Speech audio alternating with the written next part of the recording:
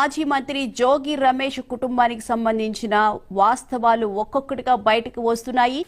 నిజమా అల్లుడు? అంతకంటే ఇంకేం కావాలి సార్? ఆయన భార్య అలాగే కుమారుడికి సంబంధించిన ఆడియోలు కావాల్సింది కూడా అదేలేమ్మా. ఆడి బాబుని ఆడ ముగ్గురు అంకుల్ని పిలిపించి చెప్పు చెప్పు చెప్పు చెప్పు చెప్పు చెప్పు నన్ను కూర్చోబెట్టి నైట్ 3 గంటల వరకు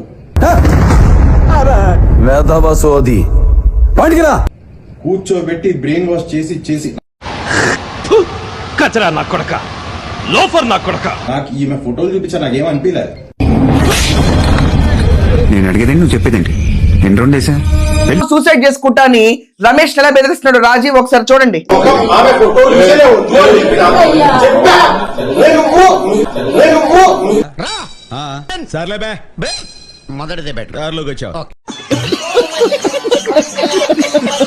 బ్రెయిన్ వాష్ చేపించి నన్ను పెళ్లి చేసావు నువ్వు, చూడు నా బతుకెలా బస్ స్టాండ్ మీద పడింది ఈ రోజు. 10 మందిని పిలిచి నన్ను బ్రెయిన్ వాష్ చేపించి తీసుకున్నా.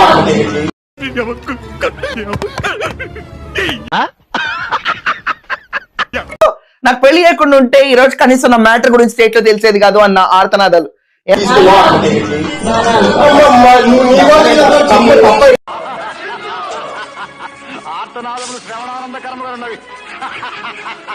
నేను సూసైడ్ చేసుకుంటా నాన్న, నన్ను వదిలేయండి అర్జెంట్ గా. నాకు ఈ అమ్మాయి ఇష్టం లేదు, ఫోటో చూడగా నచ్చలేదు, అయినా కూడా బలవంతంగా నాకు పెళ్లి చేశారు మీరు అందరూ.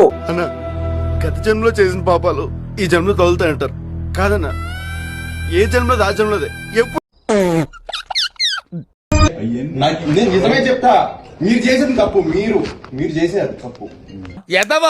ఎదవ బావాడు చెప్తే వించావుడు తీసుకొచ్చాను నేను అయిష్టంగానే వచ్చా. నీతో ఎట్లా మాట్లాడు ఫస్ట్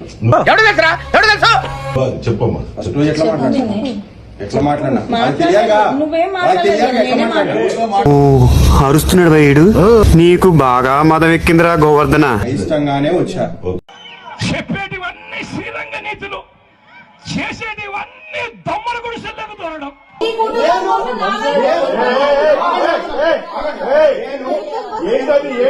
నేను ప్రేక్షకుణ్ణి, మీలో మీరు కొట్టుకొని చావండి, నన్ను ఎంటర్టైన్ చేయండి. ఏంట్రా ఇందాక నుంచి అరుస్తున్నాను, ఫేస్ కనిపించదే? కొంచెం లో ప్రొఫైల్ మెయింటైన్ చేస్తున్నాం. ఏమండి శకుంతల రానా అన్న దిగు, ఇంకా చెప్తున్నారు మర్యాదగా. చెప్పు నాన్న రాజీవ్, నువ్వు చెప్పు నాన్న నీ బాధ ఏంటో అంట.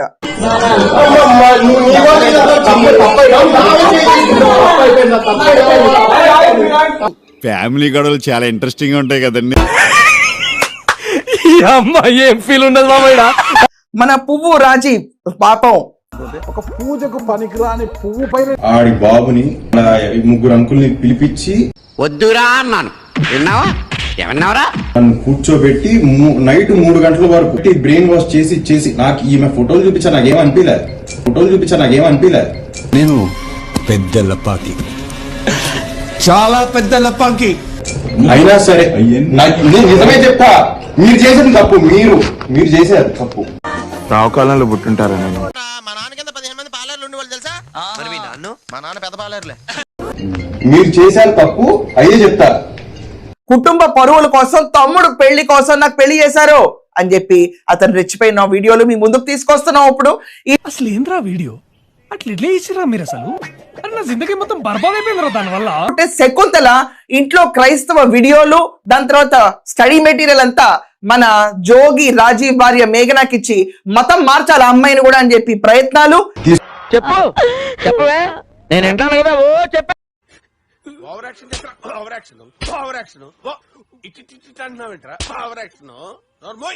నేను నిజమే చెప్తా, అయ్యే చెప్తా. తీసుకొచ్చాను నేను అయిష్టంగానే వచ్చా.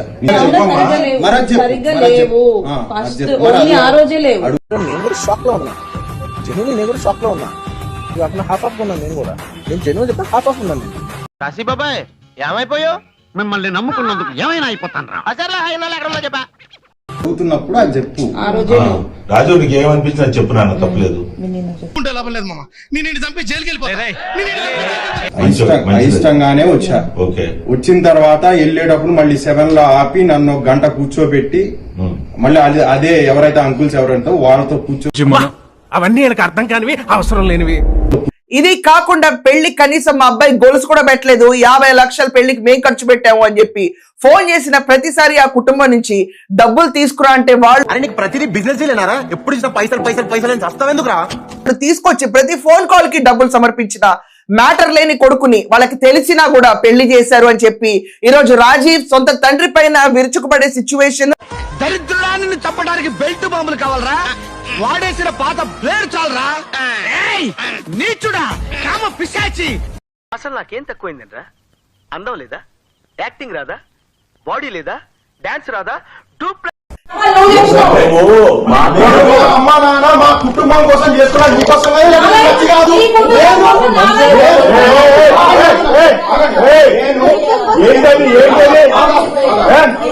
వీడొక పరమ లుచ్చా తుచ్చా గుచ్చా ముచ్చగాడు, పచ్చి మోస